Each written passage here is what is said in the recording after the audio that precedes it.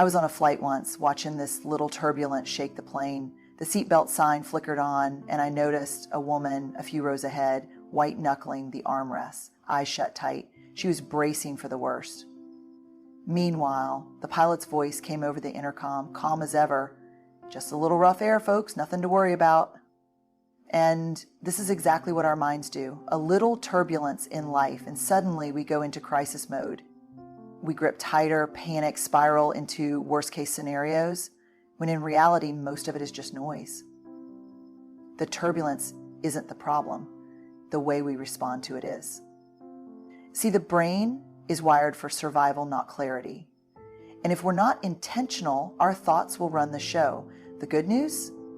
We can train ourselves to take back control. And that's what we're diving into today. How to stop letting our minds run wild and start redirecting our energy toward real self-transformation. You know, if I had $1 for every time my mind told me a story that wasn't true, I could retire tomorrow. And here's the thing, these stories, they're convincing. They don't sound like distant possibilities. They feel like absolute truth. You're not smart enough to try that. You're always going to be stuck here. Why even bother? Nothing's going to change. Sound familiar? The brain is a powerful storyteller. It crafts narratives based on past experiences, fears, and patterns. But here's what we often forget. Just because you think it doesn't make it true. In fact, most of the time, those loud, critical voices, they're rooted in old stories. Stories that were handed to us by other people or by moments when we felt small, unseen, or unworthy. And the brain, doing its job, files those stories away and plays them on a loop whenever we're about to do something uncertain or uncomfortable. And guess what? Your brain isn't trying to be cruel, it's trying to protect you. The problem is what protects you from failure also protects you from growth. So if you want to transform your life, it starts with a simple but powerful truth. You are not your thoughts. You are the thinker. And that means you get to question the stories your mind tells you. Psychologists call this cognitive fusion, when we get so tangled up with our thoughts that we accept them as reality. But studies show that when we practice thought diffusion, we create space between what we think and what we choose to believe. In other words, when you observe your thoughts instead of being ruled by them, you start reclaiming your power. Here's a simple practice. The next time your mind throws a limiting thought at you, "I'm not good enough," or "I can't handle this," try adding this phrase, "I'm having the thought that." So instead of "I'm a failure," you'd say, "I'm having the thought that I'm a failure." It sounds simple, but research shows that this small shift moves your brain out of emotional reactivity and into observation. And in that space, you get to decide what's true. Now let's be clear. This isn't about positive thinking or plastering inspirational quotes over your pain. It's about being honest with yourself. Some of the thoughts we carry didn't come from nowhere. They came from wounds, from real life experiences, and they need to be acknowledged. But acknowledging a thought is very different from letting it define you. I had a moment not too long ago where my mind did exactly what it's wired to do. It pulled me into a shame spiral. I had just finished a project, and instead of celebrating, all I could think was, "You could have done better. People are going to see right through you." I felt heavy, like I was sinking into this familiar story that I wasn't enough. And for a minute, I believed it. But then I paused and asked myself, is this the truth? Or is this an old script? That one question, just giving myself permission to be curious, was enough to break the spell. Because here's what I know for sure. When you stop treating every thought like the truth, you start making room for something deeper, your wisdom, your courage, your worthiness. And that's the work. To notice the stories, question them, and decide who you're going to be in the face of them. Because the thoughts will keep coming, but whether they define you, that's a choice you get to make. A while back, I found myself completely drained, not just physically, but mentally. And if you'd asked me why, I would have pointed to my schedule, the long to-do lists, all the external pressures. But if I'm being honest, it wasn't just what I was doing, it was what I was focusing on that was wearing me out. See, what most people don't realize is that your energy follows your attention. Whatever you consistently think about, whether it's your fears, your failures, or your possibilities, that's where your energy flows. And over time, what you focus on becomes your reality. It's not magic, it's science. The brain has this incredible ability called neuroplasticity, which means it physically rewires itself based on what you repeatedly think about. So if you spend all day focusing on everything that's wrong, your brain becomes really good at seeing problems. But if you train yourself to focus on what's possible, your brain starts looking for opportunities, sometimes in places you didn't even know to look. And here's the thing, your mind is always focusing on something. But most of us don't choose it intentionally. We get caught in mental loops, replaying mistakes, worrying about things we can't control, or comparing ourselves to people who aren't even thinking about us. And those patterns, they drain your energy fast. There's a story I heard once that stuck with me. A grandfather is talking to his grandson, and he says, there are two wolves inside of you, and they're always battling. One wolf is full of fear, self-doubt, and anger. The other wolf is full of love, courage, and possibility. The grandson asks, which one wins? And the grandfather answers, the one you feed. Now, I love that story, not because it's warm and fuzzy, but because it's true. Whatever you feed through your thoughts and your attention grows stronger. And most of us are unintentionally feeding the wolf of fear. Every time you dwell on what might go wrong, every time you let that inner critic run wild, you're giving it energy. And if you do that long enough, it becomes the loudest voice in your head. But here's the empowering part. You can choose to feed the other wolf. And it's not about ignoring the hard stuff or pretending everything's fine. It's about recognizing that you always have a choice about where your focus goes. And that choice changes everything. Research backs this up. Psychologists call it the negativity bias. Our brains are naturally wired to focus on threats more than positive experiences. It's a survival mechanism. But when we consciously shift our focus, when we practice gratitude, identify solutions instead of problems, and stay curious, we start rewiring the brain for resilience. One practice I use, and trust me, it sounds simple, but it's powerful, is asking myself, what's true right now? Not the story my brain is telling me, not my worst case scenario, but what's actually true in this moment. It pulls you out of autopilot and back into the present. And in that present moment, you get to decide where your focus goes next. And let me be clear, this isn't about thinking happy thoughts or forcing positivity. Some situations are genuinely hard, but even then, you still have a choice.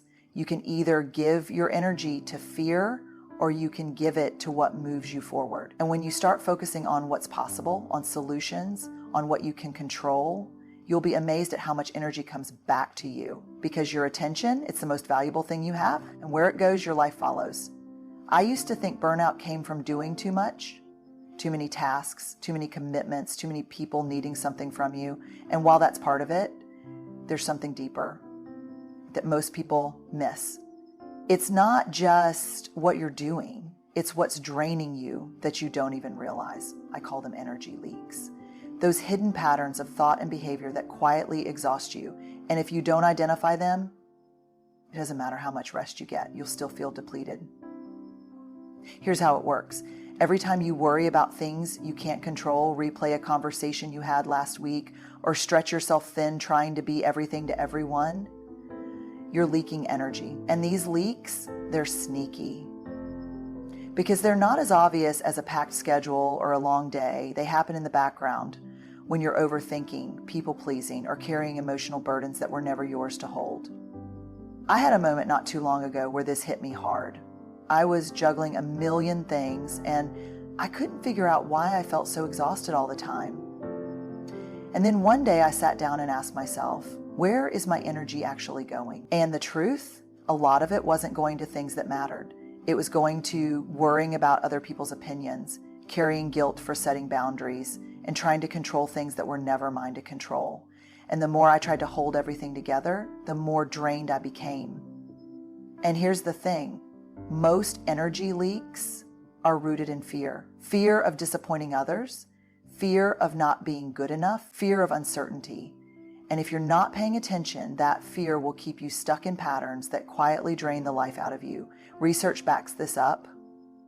Studies in psychology show that chronic stress from emotional overextension, things like suppressing feelings, people-pleasing, or constantly second-guessing yourself, activates the brain's threat response. And when your brain is in that state for too long, it burns through energy reserves, leaving you mentally and physically depleted.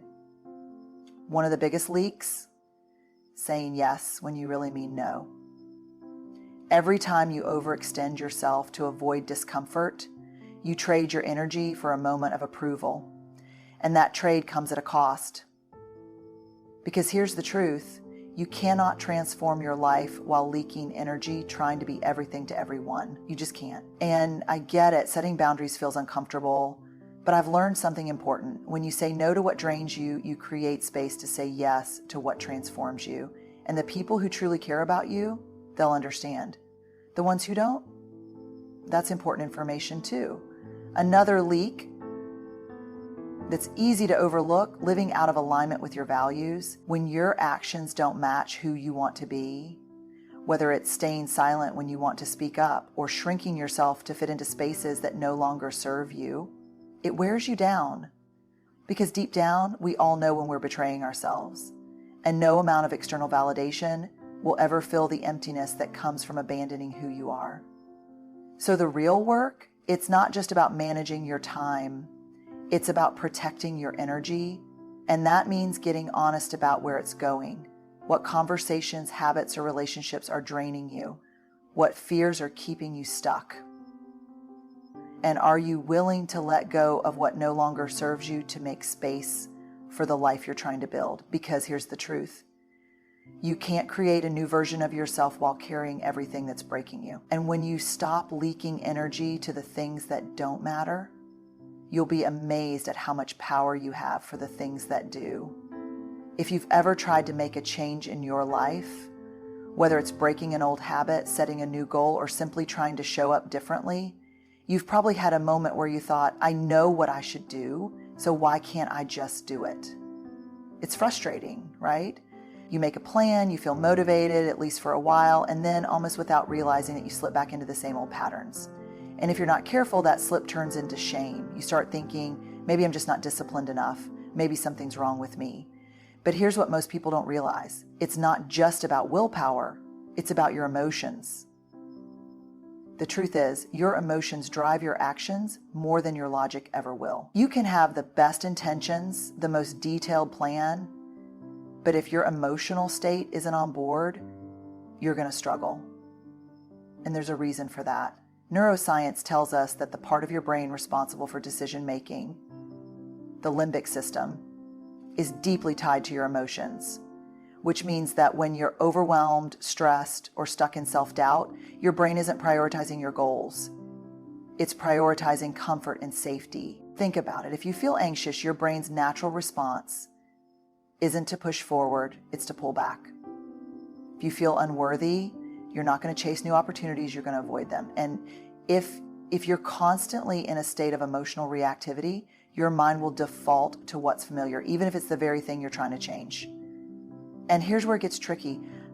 Most of us wait to feel ready before we take action. We tell ourselves, I'll start when I'm more confident. I'll speak up when I'm less afraid. I'll prioritize myself when things calm down.